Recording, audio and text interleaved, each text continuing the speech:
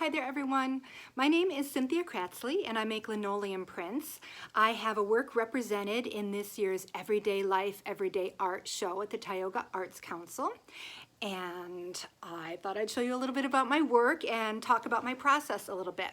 So I've been a printmaker for maybe about 10 years and I first started by doing a pumpkin carving with my son's linoleum tools. He was in high school at the time and they seemed like they would work great. And I loved carving a pumpkin, and guess what? I love linoleum even more. So I use lots of different kinds. Sometimes I've used like the thick rubber stampy kind, which is very nice and soft. It's great to start with if you're a beginner. Sometimes I'll work with the linoleum, the gray battleship linoleum that's mounted on wood. Sometimes it's, let me find a chunk here. Sometimes, like for this year's work, I just used a regular piece of the gray linoleum. This one's a lighter color. I think it might be a different brand. So usually I will often work from my sketchbook or my photographs or a combination of both. And so I'm always taking photographs and I have lots of references, usually from things I see. And that's why Everyday Life was a perfect theme for me. So I was really inspired, I'll show you the photograph I took, by this beautiful photograph of like these rowboats that were all in a line, and I love the great shadows on them and the texture of the water. And at first I thought maybe I would use it as a reference for a watercolor because I really loved all those just different gray tones and I thought they could be kind of bluey. But then I thought I'd go linoleum print. And so what I usually do is sometimes work on a piece of thin tracing paper and then I'll transfer the basics, and then I will usually use a marker to go over and make my biggest, strongest lines.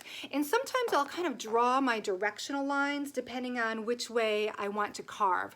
So what I really liked about this image is that I thought there were a lot of different gray tones that would work great for different textures and different directional lines. So I used like a really big linoleum tool, probably the kind you've used before in maybe your high school art classes, and they have different nibs on the top, different cutting tools. So I used a really big one for this wide area down here, this kind of stipply area. And then I really liked the way I could use directional line for the different parts of the gray tones on the boat. And so this is my plate for it, and then this is my print. And so you can see it becomes really high contrast and you can see the directional lines more in the gray tones. I usually print at home with just my regular brayer and I hand print. So I will roll ink onto my plate in a nice thin layer, and then I'll put the paper on top of it like so. And then usually I will use a burnishing tool or usually a favorite spoon to really smooth through. Sometimes I use thin paper like this. You can actually see through it. This is a rice fiber paper. It really depends on the image. The darker the image and the more ink it picks up, the stronger the paper you need. But I like this paper because I can really see for hand printing where the ink has gotten onto the surface and where it hasn't. So that's my work for this year, Rowboats Star Island. Now sometimes I just thought I should maybe show you some other blocks. So this is a little kind of block that you can buy. And then sometimes I like to just buy regular linoleum, and then, because I can cut it out. So this is like a little hedgehog. And let me find my hedgehog print in my, I've probably lost it by this point. This is gonna ruin my whole video. I guess I just don't have my hedgehog print. I'll show you some other ones. I'm sorry, Christina.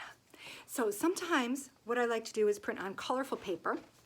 Here's a little fox that I did, and I just wanted to get a little bit of color. It's some orange to kind of represent the fox, so I love how that looks. Sometimes I'll go in like with this owl, and after I print and let the ink dry, I'll go in with some color pencils and really add just some tones of color. And I love the way the color pencils go over the ink. Like it's like coloring on this beautiful black surface. Not like velvet painting, not like that. So sometimes I'll also work like with a different color ink, rarely, but this was one I did for my parents, and my mom loves the color red. But it's fun. I mean, there's so many different colors and things you can do. This is one I did that is called Demeter and Persephone. It's based on a Greek myth, and I colored this one in. And sometimes I work with like a little diptych. I'll do like 2 separate blocks and then print it. And I was going to show you a different one, but I haven't brought it over here. Sometimes I like to get like this really big, thick kind of block. It's like a big giant rubber stamp. And so this is one I did. This is just the plate, not the print. So that's fun to work with. And sometimes I do 2 color prints. So like this little frog is called a reduction print. So I start out and I just print a little bit, and then I print in green, or I carve a little bit and then I print in the green. Then I carve more designs away, and then I print right on top of it with the black. So sometimes I have to register the block just perfect so it gets right on top of there. Sometimes it gets off register a little bit, which is kind of interesting. So that's a 2 color one. There are a lot of people that do multi-color, but I really like the simple black and white. So I've got piles and piles of linoleum everywhere in my life. This is one I did with my hands recently, and I really like the line work in this. I use a really big tool, and sometimes I like to just have like these waving lines, and when it prints, the little bits that stick up are called chatter lines, and I think they're really interesting because they just give a lot of movement to your artwork. So that's one I like. Here's another one that I cut out. This is that thick rubbery stuff. And this one is Iris, the goddess of the rainbow. So it's fun. You can cut out your shape if you like. You can leave it whole. Here's another one I cut out. And so, oh, here's my prints I was going to show you.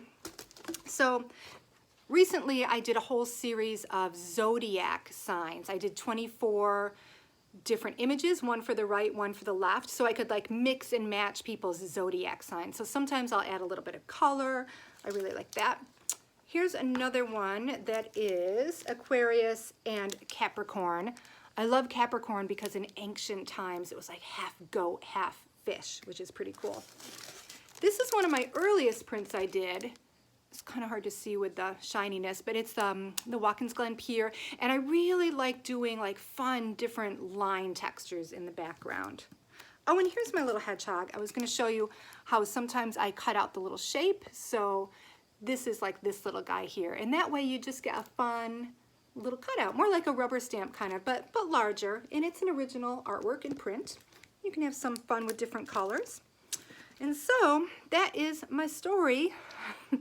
And probably there are a lot of things I didn't answer, but that might just give you a little bit. And behind me you can see I've got a larger print I did, kind of called Forest Treasures, and I've got a turtle, and then this is part of a big block of a new one I've been working on.